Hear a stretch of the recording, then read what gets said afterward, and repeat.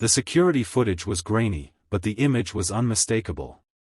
A woman, slight in frame, nervously glanced over her shoulder before slipping a packet of expired sandwiches and a nearly rotten apple into her bag. The timestamp read 10:47 p.m., long after most employees had gone home.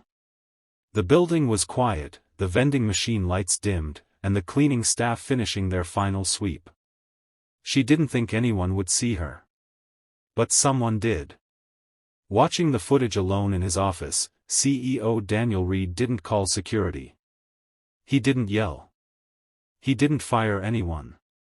Instead, he stared at the paused screen, his heart pounding with something he hadn't felt in a while: guilt, concern, curiosity. What would drive an employee of his multi-million-dollar tech firm to steal food no one even wanted? Before we go further, if you believe in kindness, second chances, and the power of human stories to change hearts, please take a moment to like, comment, share, and subscribe to Rappel of Hope. Your support helps us continue to tell stories that matter. The next evening, Daniel stayed late on purpose. He wore no tie, dressed casually, and parked his car on the street rather than in the executive garage. He wanted to be invisible. And just like clockwork, at 10:39 p.m., he saw her again, the same woman from the footage. She moved quietly through the break room, avoiding the security camera's direct line of sight like she knew where the blind spots were. She opened the vending machine panel, a trick only a janitor or tech staff would know, and took out what appeared to be food that was a day or two past its expiry. Her hands trembled as she zipped the items into her tote bag, her eyes darting around like a cornered animal. Daniel followed her at a distance. He didn't know her name, though her ID tag had read Maya J. earlier that day. No one had flagged her as a troublemaker. No HR complaints. No absences.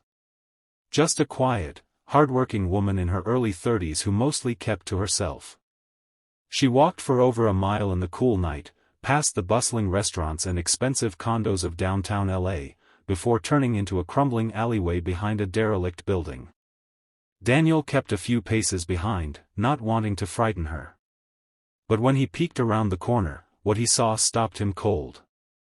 Maya was crouched beside an old rusted dumpster, where a makeshift tent made of plastic sheets and blankets leaned against the wall. Inside, two small children, no older than 6 and maybe 3, peeked out. Their faces lit up when they saw her. She pulled out the bruised fruit and stale sandwiches like they were treasures, dividing them evenly with practiced care. "Eat slowly," she whispered, brushing a strand of hair from her daughter's face. "Make it last." Daniel's stomach twisted. This wasn't theft. This was survival. And she wasn't just feeding herself, she was keeping her babies alive. He didn't sleep that night. The image of the children eating expired food haunted him, their tiny hands shaking from cold or hunger or both. He spent the early hours of the morning poring over her employee file. She was a data entry assistant. Contract-based. No health benefits. No bonus eligibility. Minimum wage. Her address was listed as a shelter, one that had been shut down 3 months prior due to fire code violations. She hadn't updated her info, likely out of fear that revealing her homelessness would cost her job. The next day, Daniel did something unusual. He asked his executive team if anyone knew Maya personally. No one did. She was, as one manager put it, low impact but consistent. That comment made his blood boil. He decided to visit the lowest floor of the company, not as CEO, but as someone who just wanted to talk. When he found Maya at her desk that afternoon, she looked startled, terrified even, as if she expected punishment. Her shoulders stiffened, her face drained of color. But Daniel didn't accuse her. He simply said, "You have 2 beautiful children." Tears welled in her eyes before she even tried to lie. Her lips quivered, but she said nothing. Her silence said it all. Daniel quietly invited her to his office for a private conversation. She hesitated but followed, her eyes never meeting his. Once inside, he asked her story, not as a boss, but as a human being. Slowly, she opened up. Her husband had died in a car accident 2 years ago. No insurance. No savings. Just hospital debt and grief. She lost her apartment 6 months later. Shelters were full. Her only option was to keep working, to stay invisible, and to pray her kids never got taken by social services. She washed up in public restrooms. Slept in alleyways. Sent her kids to a church-run daycare while she worked. She never stole anything of value. Just food no one else wanted. Just enough to get them through the night. Daniel listened, stunned into silence. He realized his company, his success, was built on the backs of people like Maya. People who gave their best while silently breaking. That evening, he made a call to HR. He didn't ask. He instructed. Maya would be made a full-time employee effective immediately. She would receive full benefits, childcare assistance, and back pay from the last 6 months.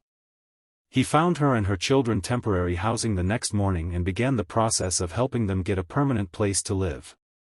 He didn't publicize it. No press release. No grand gesture.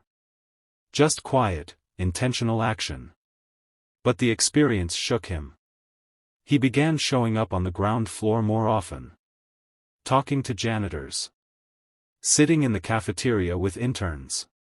Listening, really listening. The culture of his company began to shift. He introduced a hardship assistance fund for employees in crisis. He expanded the childcare center, opened a free food pantry, and established a confidential resource hotline. None of it felt like charity. It felt like justice. 6 months later, Maya knocked on his office door. She wore a clean blouse, her hair neat, her face radiant with sleep and strength. Her children were enrolled in school. Her eldest was thriving, no longer skipping meals or hiding under blankets when sirens passed.